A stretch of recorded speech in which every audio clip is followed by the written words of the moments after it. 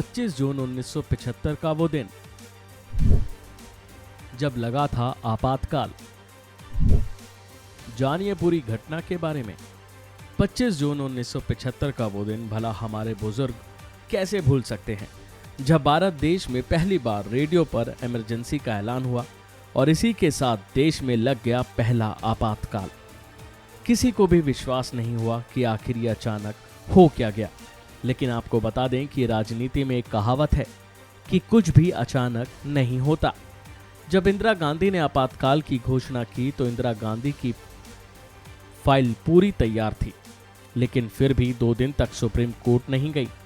ASG यानी additional solicitor general फली S Nariman ने छुट्टी से इस्तीफा भेज दिया था। आइए तफसील से बताते हैं इसके पीछे की पूरी कहानी। इंडियन एक्सप्रेस में फली एस नरीमन के लेख के मुताबिक इस बारे में बड़े ही इत्मीनान से बताया गया है। उनके मुताबिक 1 मई 1972 को पहली बार मुझे एडिशनल सॉलिसिटर जनरल नियुक्त किया गया। 1 मई 1975 को मेरा कार्यकाल पूरा हुआ और 3 साल का नया कार्यकाल मिला।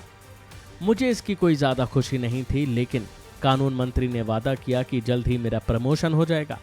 उन्होंने कहा कि जुलाई में सॉलिसिटर जनरल के 2 पद होंगे, जिसमें एक आपका होगा। 12 जून 1975 को इलाहाबाद हाई कोर्ट के जस्टिस जगमोहन सिन्हा ने इंदिरा गांधी को अयोग्य करार दिया। जेबी दादा चंद जी जजमेंट की कॉपी मेरे पास लेकर आए और मैंने उसे पढ़ा। फिर कानून मंत्री और पीएम के प्रिंसिपल सेक्रेटरी पीएन धर से इसके ऊपर कई बार मुलाकात हुई। नरीमन आगे लिखते हैं कि इलाहाबाद हाई कोर्ट का फैसला मुझे कमज़ोर लगा था। मैंने कानून मंत्री और पीएन धर को ये बात बताई। उन्होंने मुझसे कहा कि प्रधानमंत्री ने व्यक्तिगत तौर पर अनुरोध किया है कि मैं खुद इलाहाबाद हाई कोर्ट के आदेश के खिलाफ सुप्रीम कोर्ट में दाखिल होने वाली याचिका और स्टे एप्लीकेशन को एक बार देख लूं। हालांकि इंदिरा गांधी के वकील सारे सबूत तैयार कर चुके थे। मैं ये जानकर काफ़ी खुश हुआ। मैंने 19 जून को पिटीशन के वेरिफिकेशन पैराग्राफ को देखा और उसमें कई बदलाव करवाए, लेकिन सुप्रीम कोर्ट में याचिका दायर करने में 1-2 दिन की देरी हुई। इसकी वजह भी आपको हैरान कर देगी, क्योंकि इंदिरा गांधी ज्योतिष के अनुसार सबसे अच्छे दिन अर्जी दाखिल करवाना चाहती थी। सुप्रीम कोर्ट में अर्जी दाखिल हुई और 22 जून को नानी पालखीवाला ने स्टे एप्लीकेशन पर वेकेशन जज जस्टिस वीआर कृष्णा अय्यर के सामने बहस की। फिर आई 23 जून यानी अगला दिन। मैं राजधानी एक्सप्रेस से पत्नी के साथ छुट्टियां मनाने बॉम्बे के लिए निकल गया था।